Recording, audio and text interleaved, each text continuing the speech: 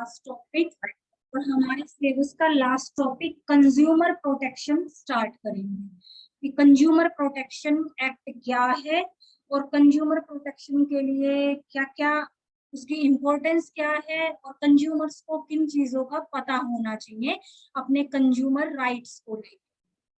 India एक democratic country है। Democratic country होने के साथ साथ यहाँ सबसे बड़ा एस्पेक्ट आज के ग्लोबलाइजेशन के पीरियड में माना जाता है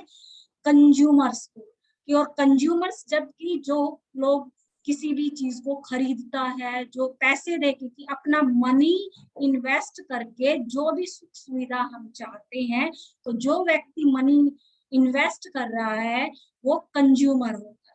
तो वो कंज्यूमर मनी इन्वेस्ट करते वक्त दो चीजों की डिमांड रखता है कि उसके माइंड में दो चीजें होती हैं कि एक तो क्वालिटी, एक क्वांटिटी। कि क्वालिटी जिस चीज के लिए वो मनी इन्वेस्ट कर रहा है वो अच्छी क्वालिटी की उसे मिलेगी, चाहे कोई वो सर्विस उसे प्रोवाइड की जा रही है उस मनी के एवज में, चाहे कोई थिंग उसको मिल रही है, चीज उसको मिल रही है।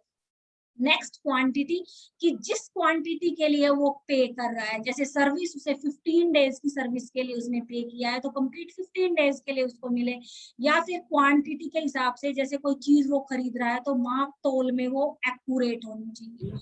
लेकिन अगर कंज्यूमर के साथ ये क्वालिटी और क्वांटिटी में अगर धोखा किया जाता है तो इट मीन्स उसके कंज्यूमर राइट्स को हार्म किया जा रहा है, नुकसान पहुंचाया जा रहा है। तो इसमें हम सबसे पहले यही पढ़ेंगे कि कंज्यूमर राइट्स होते क्या है, क्योंकि आज की जो इकोनॉमी है या इंडिया की इकोनॉमी को हम स्टडी करें चाहे इंटरनेशनल इकोनॉमी को स्टडी करें, मार्केट इकोनॉमिक डेवलपमेंट मॉडल देखने को मिलता है कि मार्केट के बगैर हम सरवाइव नहीं कर सकते। इसीलिए इसको कंज्यूमर्स के राइट्स का जब एक्सप्लॉयटेशन होता है तो मार्केट इकोनॉमी को victims of the market pronounce किया जाता है कि जो उपभोक्ता है या आम नागरिक है जो अपना पैसा पे करके कोई भी सर्विस ले रहा है वो विक्टिम हो जाता है इसी मार्केट के द्वारा। तो इसमें फर्स्ट ऑफ ऑल तो हम करेंगे कि उपभोक्ता क्या होता है, हु इज कंज्यूमर। तो कंज्यूमर क्या है, जब कोई व्यक्ति किसी भी वस्तु को खरीदने के लिए या कोई भी सेवा प्राप्त करने के लिए जब उसका मूल्य अदा करता है, to spend money to achieve any service और एनी थिंग, उसे कंज्यूमर बोला जाता है, उपभोक्ता बोला जाता है। और ये कंज्यूमर की डेफिनेशन 1986 का जो कंज्यूमर प्रोटेक्शन एक्ट था इंडियन गवर्नमेंट ने जो इम्प्लीमेंट किया था उसके अकॉर्डिंग डेफिनेशन कि हम अपना पैसा देके कोई भी सेवा या चीज जो प्राप्त करते हैं तो हम उपभोक्ता कहते हैं। और इसीलिए इसके लिए कुछ डेफिनेशंस या कुछ नियम एक तरह से प्रचलित है कंज्यूमर्स के लिए। जैसे अगर हम कोई भी चीज खरीदते हैं तो उसके लिए कुछ नियमों की पालना की अवधारणा, जैसे बहुत सारी चीजें जब हम परचेज करते हैं तो लिखा होता है ना, खरीदार सावधान रहे, लेट द बायर्स बीवेयर। और कई जगह लिखा होता है कैविएट एक्टर। कैविएट एक्टर एक पॉलिसी है या एक नॉर्म्स है। कैविएट एक्टर का मतलब होता है सेल चेतावनी, कि जो चीज जैसे कि तंबाकू के जो प्रोडक्ट्स होते हैं उस पे नीचे चेतावनी लिखी होती है ना, तो उसको उस चेतावनी को हम कि स्मोकिंग कॉजेज या smoking is harmful to health, smoking causes cancer, तो ये उसकी केविएट एक्टर है, उस प्रोडक्ट की सेल चेतावनी है कि कुछ ऐसे प्रोडक्ट्स जो हमारी हेल्थ के लिए बहुत अफेक्ट करेंगे, हमारी हेल्थ को, हमारी हेल्थ के लिए बेनिफिशियल है, जैसे कि मेडिसिन्स होती है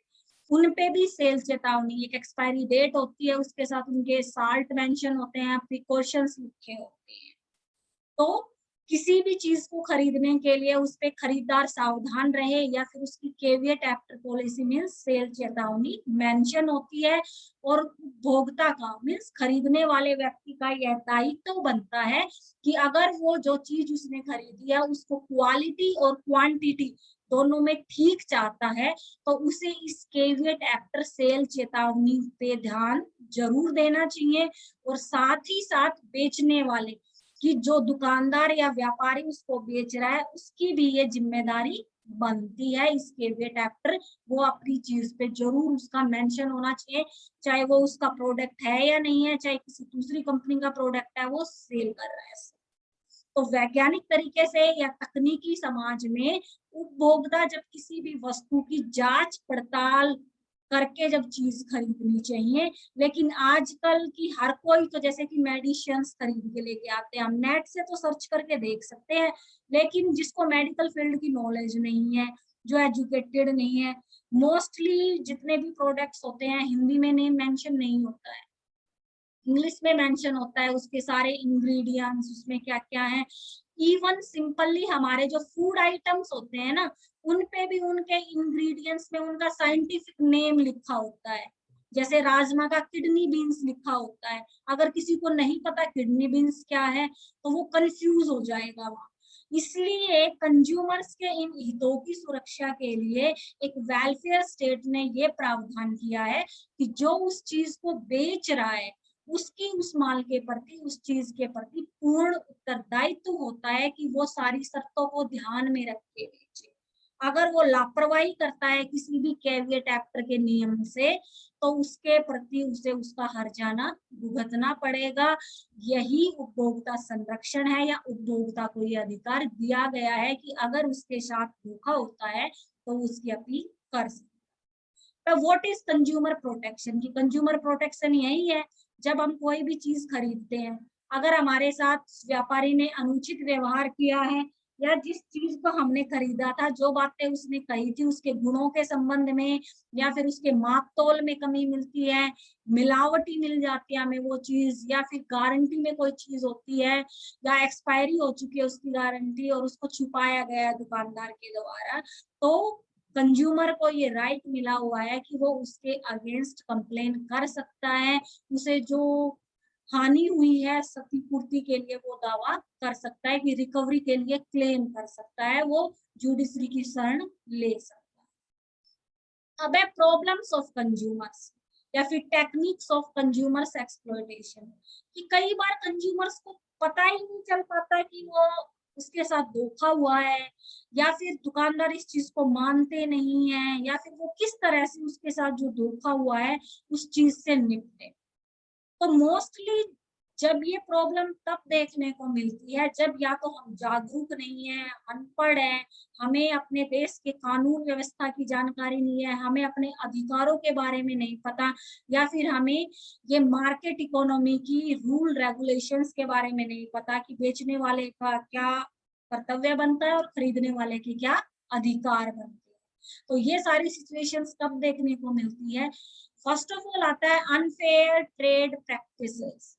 कि आज के टाइम में मार्केट इकोनॉमी में अनफेयर ट्रेड प्रैक्टिसेस इंप्लीमेंट की जाती है। जैसे कि बहुत सारी एडवर्टाइजमेंट आती है, एडवर्टाइजमेंट इतनी अट्रैक्टिव, इतनी अच्छी से दिखाई जाती है। जैसे नूडल्स की हम देखें, नूडल्स जंक फूड होता है, बॉडी के लिए हार्मफुल होता है, लेकिन मैगी को इतना पॉपुलर कर दिया गया है कि उसको सब प्रेफर करते हैं। नेक्स्ट, कि इन एडवर्टाइजमेंट के लिए जो प्रोडक्ट बनाती है जो कंपनी, हमेशा वो ऐसे फेसेस लेती है, जैसे कि कोई फेमस फिल्म स्टार होगा जो यूथ का आइडियल होता है, जिसको सब देखना पसंद करते हैं, कोई हीरो होगा, कोई एक्ट्रेस होगी, कोई प्लेयर होगा, कि वो जब उन चीजों की एड करते हैं तो सब उनको देख के खुश होते हैं और उन्हीं को फॉलो करते हैं कि ये इस चीज को यूज करता है तो ये मेरा आइडियल है, मैं भी इसी चीज को फॉलो करूंगा, चाहे उसमें कितनी कमियां क्यों ना। नेक्स्ट है टेम्पटिंग का तरीका, कि ऑफरिंग गिफ्ट्स एंड प्राइजेस, कि बहुत बार ये लिखा होता है कि इस चीज के साथ एक फ्री है, या इस पे 50% ऑफ दिया जा रहा है, इसमें लकी ड्रॉ की सुविधा है, लेकिन वो जो एक के साथ एक फ्री है या 50% वो है, वो कुछ ऑफ नहीं होता है, उसकी जो एक्चुअल वैल्यू दोनों प्रोडक्ट्स की होती है वो एक ही में इंक्लूड कर दी जाती है और दिखाया जाता है कि दूसरा तो आपको फ्री मिल रहा है। इसलिए इन लोभ लालचों में आकर भी, इनामी योजनाओं के चक्कर में आके ज्यादा सामान खरीदा जाता है, ज्यादा शॉपिंग्स की जाती है, जैसे सेल होती है ना, ऑनलाइन सेल में भी ज्यादा से ज्यादा परचेज होता है, मॉल्स में भी सेल लगा दी जाती है, सीजन के ऑफ में अननेसेसरी चीजें ली जाती है कि ये काम आ जाएगी, फिर वो उसका कोई उपयोग नहीं होता है, सिर्फ ग्राहकों को ज्यादा से ज्यादा उस प्रोडक्ट की तरफ अट्रैक्ट करने के लिए ये सारी पॉलिसीज व्यापारी वर्ग, ट्रेड जो मार्केटिंग है वो इम्प्लीमेंट। है, तो इस शोषण से बचने के लिए। नेक्स्ट है अडल्ट्रेशन। अडल्ट्रेशन क्या होता है? मिलावट। और मिलावट जैसे कि खाद्य पदार्थों में की जाती है, दालें होती हैं, मसाले होती हैं, और अभी जैसे लेटेस्ट मैंने कल परसों न्यूज़पेपर में पढ़ा कि अदरक का भी मिलावटी फ्लेवर आ रहा है। जंगली पेड़ों की जड़ जो अदरक की फॉर्मेशन में होती है उसको अदरक समझ के बेचा जा रहा है, और बहुत बड़ी मात्रा में, क्योंकि कोरोना काल में अदरक की डिमांड ज्यादा बढ़ रही है, और अदरक को एक जंगली पेड़ की जड़ है जो अदरक जैसी दिखाई देती है, उसको अदरक की तरह बेचा। आलू के साथ किया जाता है कि पहाड़ी आलू या फिर नॉर्मल आलू, उसको मिट्टी में दबा के जो नॉर्मल होता है उसको वैसे करके, ये मिलावट का पाउडर। जैसे घी में पशुओं की चर्बी ऐड कर दी जाती है, दालों में मिलावट की जाती है। तो बहुत सारी ऐसी चीजें होती हैं जिनमें मिलावट करके भी उपभोक्ता को नुकसान पहुंचाया जाए। नेक्स्ट है बढ़ी हुई कीमतें, कि डेली रूटीन की जो चीजें होती हैं उनका प्राइस दिन ब दिन हाई होता जा रहा है। और वो हाई कैसे होता है? जैसे इस सीजन में हर साल एक कॉमन देखने को मिलती है, प्याज बहुत महंगी हो जाती है गर्मी के बाद। जब बारिश के सीजन के बाद जब ठंड शुरू होती है, प्याज बहुत महंगी हो जाती है। वो क्यों हो जाती है? क्योंकि अब जब प्याज की पैदावार हो रही है, प्याज का रेट बहुत कम है, तो बड़े बड़े जो व्यापारी है वो उसका होल्डिंग कर लेते हैं, स्टॉक कर लेते हैं, जिसको ब्लैक मार्केटिंग बोला जाता है। और जब मार्केट में उस चीज की कमी महसूस होती है ना, जब वो कम हो जाती है मार्केट में, तब वो अपना स्टॉक किया हुआ माल मार्केट में उतारते हैं, उसको ज्यादा रेट पे बेचते हैं। तो किसी भी चीज की कीमत तभी बढ़ती है जब उसको होर्डिंग कर लिया जाता है, उसका उत्पादन हो रहा है लेकिन उसको स्टॉक जमा करना शुरू कर देते हैं, और जब बाजार में उसकी कमी होती है तब उसको ज्यादा रेट में बाजार में उस प्रोडक्ट को उतारा जाता है। उपभोक्ता को तो जरूरत होती है तो वो तो खरीदेगा ही, उनका शोषण होता है। नेक्स्ट है नकली वस्तुएं उत्पादन, डुप्लीकेट गुड्स और प्रोडक्ट्स। डुप्लीकेट गुड्स जैसे कि बिस्लेरी का पानी होता है, लेकिन बहुत सारे ऐसे प्रोडक्ट्स होते हैं जिससे बिस्लेरी का ही नेम थोड़ा सा स्पेलिंग चेंज करके बेचा जा रहा होता है, और वो पानी नॉर्मल हमारा जो आता है वही पानी फिल करके उसको बेच रहे हैं। साबुन, सर्फ, दूध, मसाले की बहुत सारी ऐसी चीजें हैं जिनको जो पॉपुलर ब्रांड है उस ब्रांड की नकल करके बेचा जाता है, कि जिसको कहते हैं ना कि ये ए नंबर कॉपी है उस चीज की, तो बिल्कुल एक्यूरेट है। बहुत सारे ब्रांडेड की नकल तो ऐसी होती है, उसकी डुप्लीकेट कॉपी ऐसी होती है कि उसको डिफ्रेंशिएट ही नहीं किया जा सकता, देखा समझ ही नहीं आता कि इन दोनों में क्या डिफ्रेंशिएट है, जब लेकिन जब यूज करते हैं तब पता चलता है। तो स्टैंडर्ड की या जो बहुत ही हाई लेवल ब्रांडेड के जो आइटम्स होते हैं उनका नकली या डुप्लीकेट प्रोडक्ट्स बना के मार्केट में उतारे जाते। नेक्स्ट है सार्वजनिक या सरकारी सेवाओं का अनुचित व्यवहार। सार्वजनिक और सरकारी सेवाएं जैसे कि हमारे घर में पानी आता है, बिजली आती है, या लैंड टेलीफोन लाइन है, या रेलवे का रिजर्वेशन, हम सीट रिजर्वेशन कराते हैं, हम बस स्टैंड पे जाते हैं, या फिर चिट्ठी वगैरह डालने डाकखाने में जाते हैं, तो वहां हम अब किसी भी सर्विस या सेवा के लिए वहां जाते हैं, लेकिन वहां उपभोक्ता के साथ बड़ा दुर्व्यवहार होता है। कि बस स्टैंड पे, रेलवे स्टेशन में, कि जान पहचान वाले होते हैं उनको पीछे की खिड़की से ही टिकट दे दिया जाता है, पहले दे दिया जाता है, और बहुत दूसरे लंबी लाइन लगा के खड़े हैं। हम कहीं मेडिकल्स वगैरह में जाते हैं तब भी ये सिचुएशंस देखने को मिलती है। बिजली की अगर लाइट खराब हो गई है, बार बार फोन करना पड़ता है, तब भी ठीक नहीं होती, क्योंकि ये सरकारी सेवाएं हैं, और सरकारी सेवाओं को ये माना जाता है नौकरशाही अनुचित व्यवहार करते हैं, वो अपनी मन मर्जी से करेगी तब उनका मन करेगा, उन्हें किसी की फिक्र नहीं। नेक्स्ट है नॉन स्टैंडर्ड प्रोडक्ट, कि बहुत सारे मार्केट में ऐसे प्रोडक्ट होते हैं जिन पे स्टैंडर्डाइजेशन नहीं होता है, जैसे एग मार्क, फूड प्रोडक्ट्स पे एग मार्क या आईएसआई का मार्क होता है, लेकिन बहुत सारे प्रोडक्ट्स हम ऐसे यूज करते हैं, जैसे कि चाय पत्ती होती है, मसाले होते हैं, वो किसी पाउच में बंद हुए वैसे खुले भी बिकते रहते हैं। तो क्या है, उनका कोई स्टैंडर्ड नहीं है, उसमें मिलावट भी हो सकती है, वो पूरी तरह से भी नकली हो सकती है, तो वो उपभोक्ता को बहुत बड़ी हानि पहुंचाता है। नेक्स्ट है with no guarantee. With no guarantee में एक टॉपिक आता है कि जब हम दुकान पे जाते हैं कोई भी चीज खरीदने, तो हम खुद भी ध्यान नहीं देते कि किसी चीज का बिल लेना चाहिए, और दूसरा व्यापारी अपनी पहल से कभी भी बिल नहीं देता है, और देता है तो कई बार पक्का बिल नहीं दिया जाता। दूसरा, कुछ आइटम्स को लेके जैसे दुकानों में मेंशन होती है एक बड़ी फेमस सी लाइन, फैशन के दौर में गारंटी की आशा न रखी। और ये मोस्टली होता है कि जैसे लेडीज क्लॉथ्स जहाँ मिलते हैं,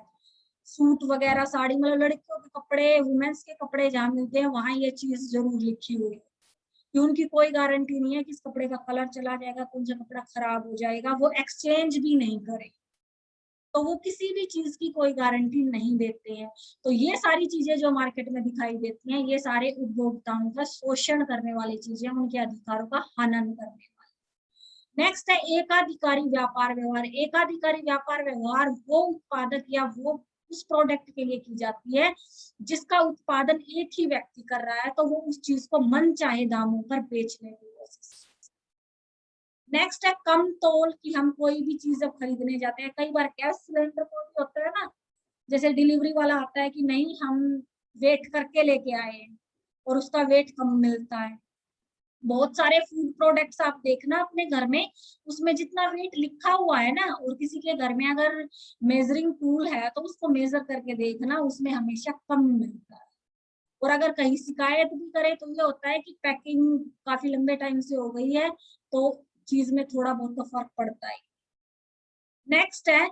डिसेप्टिव पैकिंग, धोखा देने वाली पैकिंग, कि बहुत सारे प्रोडक्ट्स की पैकिंग ऐसे कर दी जाती है जैसे कि फेमस ब्रांड्स के प्रोडक्ट होते हैं उनकी पैकेजिंग जैसे होती है, और ब्रांड की पैकेजिंग के अकॉर्डिंग डुप्लीकेट आइटम्स की होती है पैकेजिंग, जिसको हम असली ब्रांड का समझ के ब्रांड जितनी ही उसके लिए वैल्यू इन्वेस्ट कर देते हैं। नेक्स्ट है नेग्लिजेंस इन सर्विसेज, सेवा में उपेक्षा, जैसे कि बिजली खराब हो गई, बिजली बोर्ड में फोन करें कोई रिस्पॉन्स ही नहीं आए,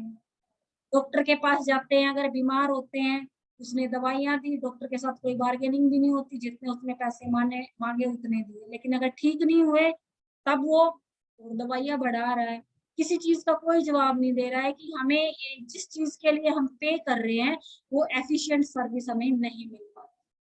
नेक्स्ट है one sided contract with the customer,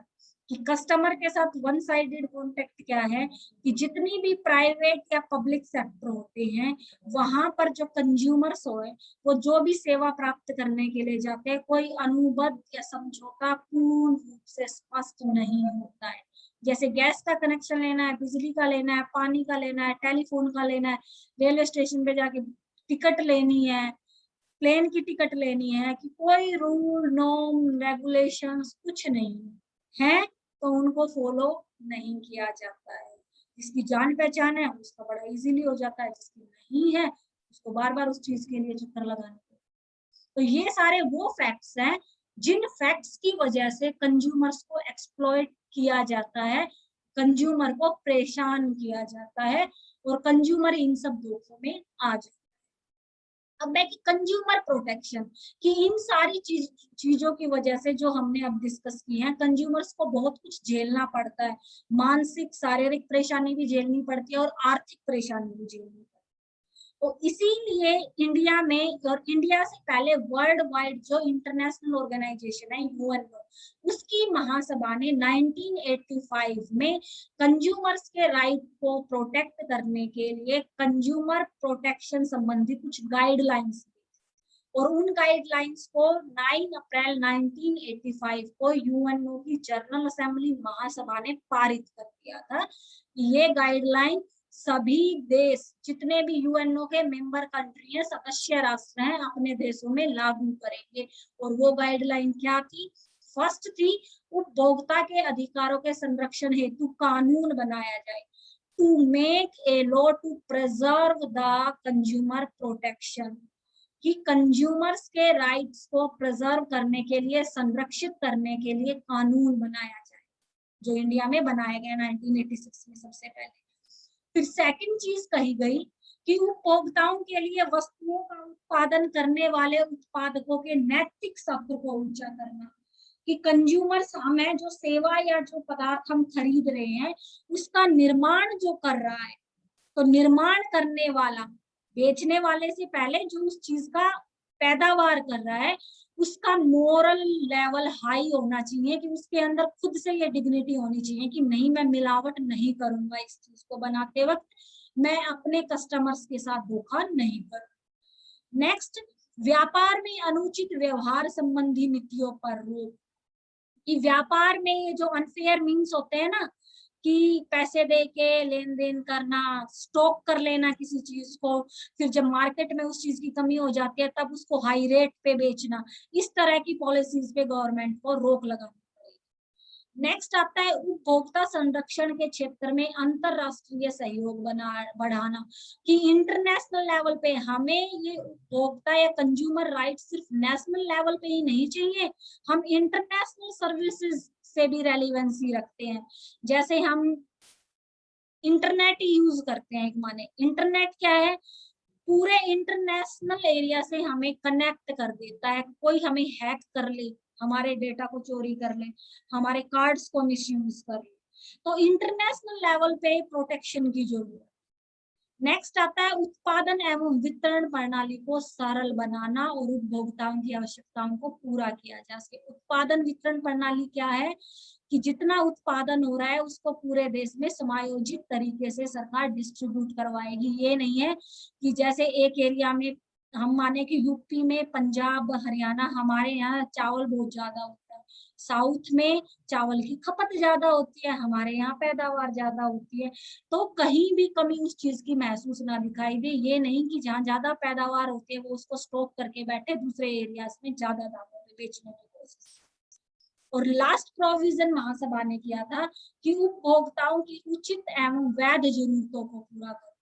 कि अगर कंज्यूमर के किसी भी राइट का एक्सप्लॉयटेशन होता है, अगर वो ठीक है कंज्यूमर, तो उसकी उस जरूरत को जो वो चाहता है, जो बिल्कुल एक्यूरेट है, उस चीज को पूरा करने का दायित्व तो बनता है सरकार।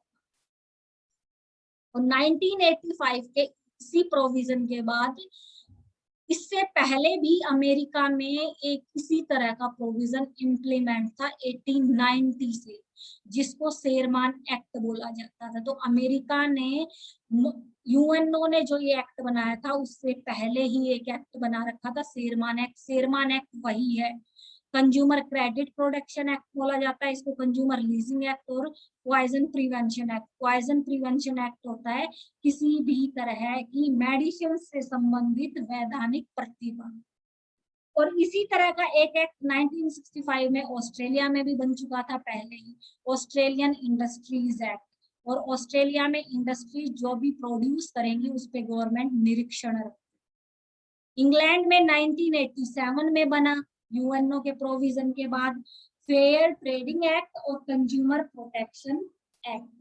और इंडिया में भी इसकी शुरुआत 1985 में एक एक्ट बना के की गई थी, जिस एक्ट को बोला जाता था एसेंशियल कमोडिटीज एक्ट, की आवश्यक जो वस्तुएं थी, जो हमारे जीवन के लिए अनिवार्य जो चीजें, उनसे संबंधित एक प्रावधान सरकार ने स्वतंत्र होते ही बना दिया था। और इन एसेंशियल चीजों में आता थे खाद्य पदार्थ और दवाइयां। फिर 1969 में इसको और बड़ा किया गया था इस एक्ट को ही, और वो ये खाद्य पदार्थों से संबंधित इस एक्ट को विस्तृत रूप प्रदान किया गया था, जिसको कहा गया था 1969 का monopolies and restrictive trade practices act, MRTP act of 1969। इसमें हिंदी में लिखा है ना, इजारेदारी एंड सीमितकारी व्यवसायिक व्यवहारों संबंधी कानून। इजारेदारी होता है एकाधिकार, कि कोई भी व्यवसायिक या कोई भी संस्था, कोई भी उत्पादक कर्ता किसी भी वस्तु पर अपना एकाधिकार नहीं रख सकता, स्टॉक नहीं कर सकता उस चीज को, आर्थिक शक्तियों का संकेंद्रीकरण नहीं कर सकता। अगर ऐसा किया जाता है तो उस अनुचित व्यवहार पर प्रतिबंध लगाए जाए। नेक्स्ट 1976 में standard of weight and measures act लेके आया गया था, कि माप तोल में जो कमी होती थी, जो गड़बड़ की जाती थी, उस पर निरीक्षण रखने के लिए एक्ट बनाया गया। फिर 1976 में खाद्य पदार्थों में मिलावट को रोकने के लिए एक्ट बनाया गया। फिर आया 1980 में ब्लैक मार्केटिंग। ब्लैक मार्केटिंग यही होती है कि चीजों को ज्यादा से ज्यादा संग्रह करके रख लो, फिर उसको ऊंचे दामों पर बेचो, या फिर किसी चीज की सप्लाई को रोक देना, तो इस पर प्रतिबंध के लिए कानून बनाया गया। फिर 1986 में एनवायरमेंट प्रोटेक्शन के लिए, क्योंकि इंडस्ट्रियलाइजेशन को अपनाते अपनाते इंडिया ने अपने एनवायरमेंट को बहुत हार्म किया था, बहुत ही क्षति पहुंचाई थी, इसलिए इस एक्ट का निर्माण किया गया कि किसी भी वस्तु का उत्पादन उतना ही किया जाएगा कि वो पर्यावरण को हानि ना पहुंचाए। और फॉर्मली जो कंज्यूमर प्रोटेक्शन एक्ट जिसकी हम बात कर रहे हैं, जिसके अंतर्गत बाद में इन सारी चीजों को समाहित कर दिया गया, 1950 का भी, 1969 का भी, 76, 80 सारी चीजें सब कुछ उसी में इंक्लूड कर दी गई, वो था कंज्यूमर प्रोटेक्शन एक्ट 1986। और जिस एक्ट को टाइम टू टाइम जरूरत के हिसाब से अमेंडमेंट कर रही है सरकार, इसको फिर 19, क्योंकि टेक्नोलॉजी डेवलप हो रही है, ज्यादा से ज्यादा ग्लोबलाइजेशन का इफेक्ट पड़ रहा है। अब जैसे पहले ऑनलाइन क्लासेस नहीं होती थी, अब ऑनलाइन क्लासेस होती हैं, कंप्यूटर, नेट, स्मार्टफोन सबकी नेसेसिटी हो गई है, एक मौलिक आवश्यकता हो गई है। तो इन कंज्यूमर प्रोटेक्शन एक्ट में भी अमेंडमेंट करती रह रही है सरकार उसी तरह से। तो 1986 में इम्प्लीमेंट हुआ, 1993 में इसमें अमेंडमेंट हुआ, फिर 2003 में अमेंडमेंट हुए, फिर 2004 में अमेंडमेंट हुए, और लास्ट और लेटेस्ट जो कंज्यूमर प्रोटेक्शन एक्ट इम्प्लीमेंट है उसमें अमेंडमेंट हुआ है 2019 में, जो आपकी बुक में नहीं है, जो मैं करवाऊंगी आपको, डिटेल से पूछ लिया जाता है कई बार कि 2019 का उपभोक्ता संरक्षण संशोधन अधिनियम। और इंडिया में कंज्यूमर्स के हितों को सुरक्षित रखने के लिए, प्रोटेक्शन देने के लिए, उन्हें जिस चीज के लिए वो पे कर रहे हैं, मूल्य अदा कर रहे हैं, वो चीज सही मात्रा में, सही गुण में प्राप्त हो, उसके लिए उन कंज्यूमर्स को, उपभोक्ताओं को संरक्षण प्रदान किया गया है। आज हम सिर्फ यही तक करेंगे। तो यहाँ तक अगर किसी बच्चे की कोई क्वेरी है तो पूछो बेटा, किसी को कुछ समझ नहीं आया यहाँ तक?